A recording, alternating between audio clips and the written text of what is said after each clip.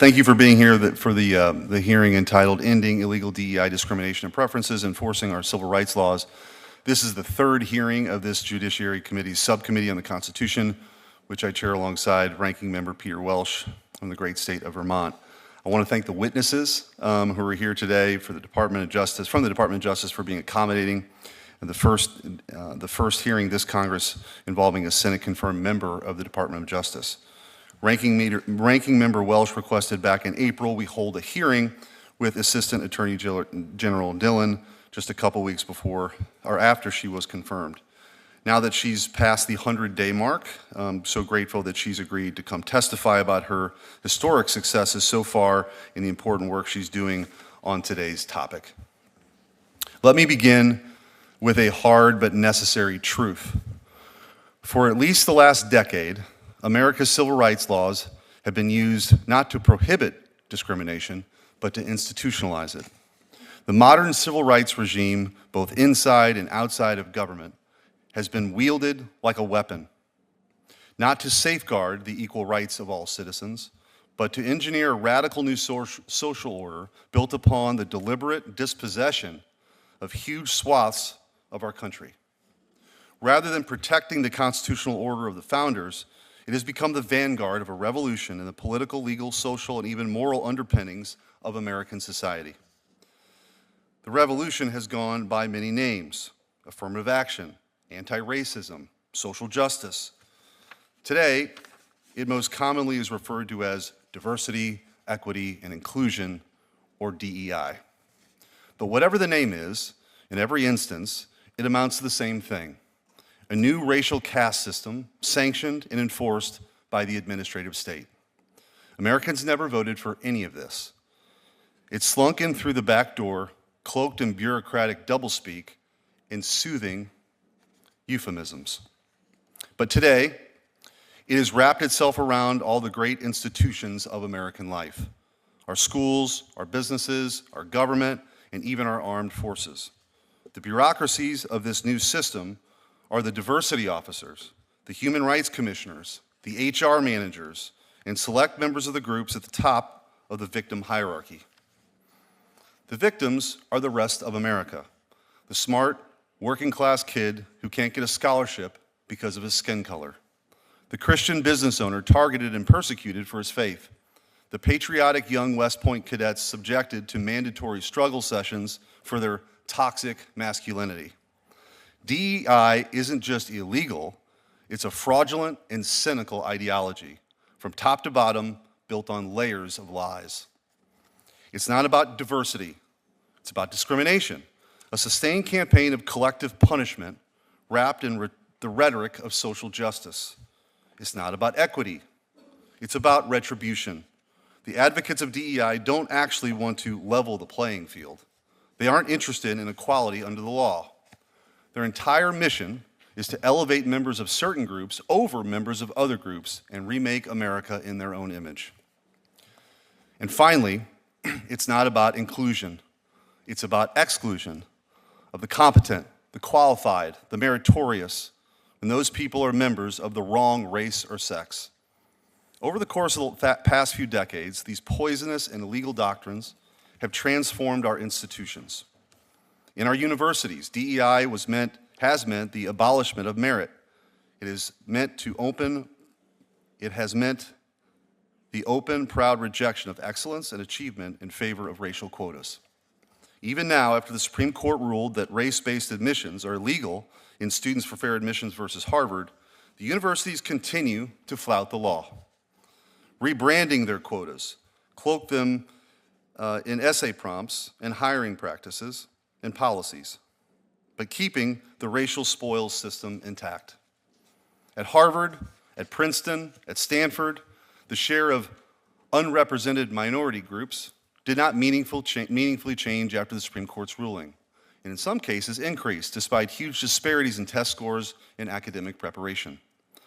Just earlier today, DEI administrators at the University of Tennessee and Vanderbilt were recorded gleefully discussing how they sidestepped DEI crackdowns by simply rebranding these initiatives. In the corporate world, DEI has had the same effect. It has meant, has meant hiring and promotion not on the basis of competence, but on the basis of race and sex. A world where one's place in the new caste system determines who rises and who falls. It has meant diversity fellowships that offer double pay, which white men need not apply. The effect of these policies has been even more extreme than many might guess. In the year after the Black Lives Matter protest, Bloomberg reported, the S&P 100 added more than 300,000 jobs. 94% went to people of color. 94%. In many blue states, DEI is now entrenched at every level of government decision-making. At the federal level, it has produced a vast universe of civil service preferences, taxpayer-funded minority-only grants, and open racial discrimination in contracting.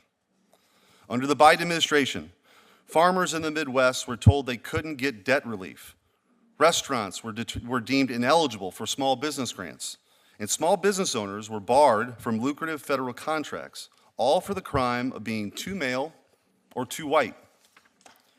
Much of this took place in the wake of COVID, where years of rolling lockdowns decimated many small businesses and drove countless others to the brink. In the face of all that, the Biden administration redistributed billions of dollars from taxpayers to members of what they deemed to be socially disadvantaged groups, while leaving the rest of America out in the cold.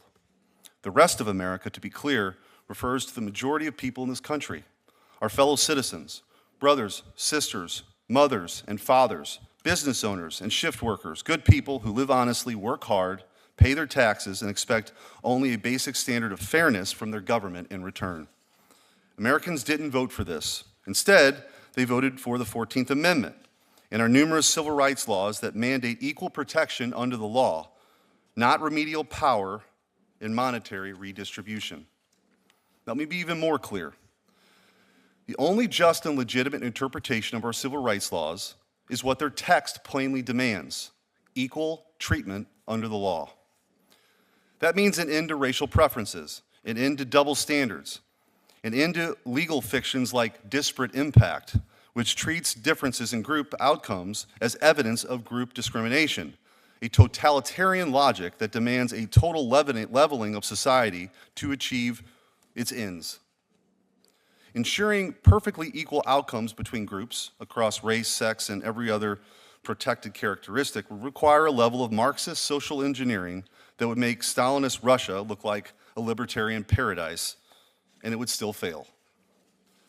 Our civil rights laws and Reconstruction amendments were created to end a racial caste system, not perpetuate it. We must be used, based on the plain and unambiguous language and the meaning of the text, to dismantle a system to restore equal treatment under the law.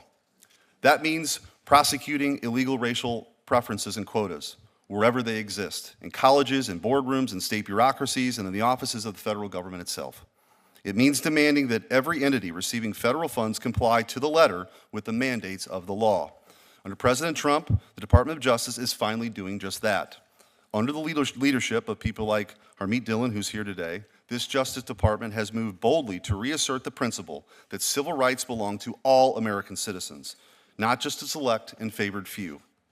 The entire Trump administration has embarked on a shock and awe offensive against the DEI infrastructure. In just the first 6 months, they have launched a major civil rights investigation in the University of California system for its race and sex-based hiring practices and quotas.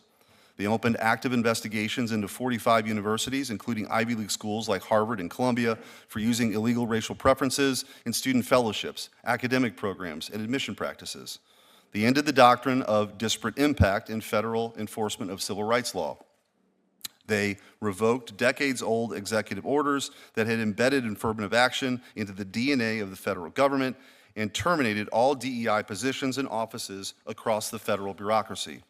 They filed a major court challenge to discriminatory federal programs that had excluded thousands of workers and small businesses from hundreds of billions of dollars in government contracts. They launched a civil rights investigation into the Harvard Law Review for discriminating on the basis of race in article and editorial board selection, and threatened to strip the accreditation of Harvard and Columbia if they failed to comply with federal civil rights law. They began pursuing Title VII enforcement actions against law firms that openly advertised diversity fellowships for which white men could not apply, programs that are plainly illegal under federal law. These actions are just the beginning, but they represent, at long last, an attempt by the American government to apply our civil rights laws as they were actually written. For too long, we allowed the civil rights apparatus to be weaponized against the very rights it was supposed to protect. For too long, the people who ran our government looked the other way, or worse, actively partnered with those who were engaged in outright racial discrimination. Those days are over. Today's hearing is about reaffirming a simple but radical truth: that all Americans are entitled to equal protection of our laws, and that no Americans should be treated as second-class citizens in their own country. As Chief Justice Roberts so eloquently put it, the way to stop discrimination on the basis of race is to stop discriminating on the basis of race. The same goes for every protected class under our civil rights laws. The Trump administration has done extraordinary work in beginning the long, difficult task of restoring this principle in the conduct of our government.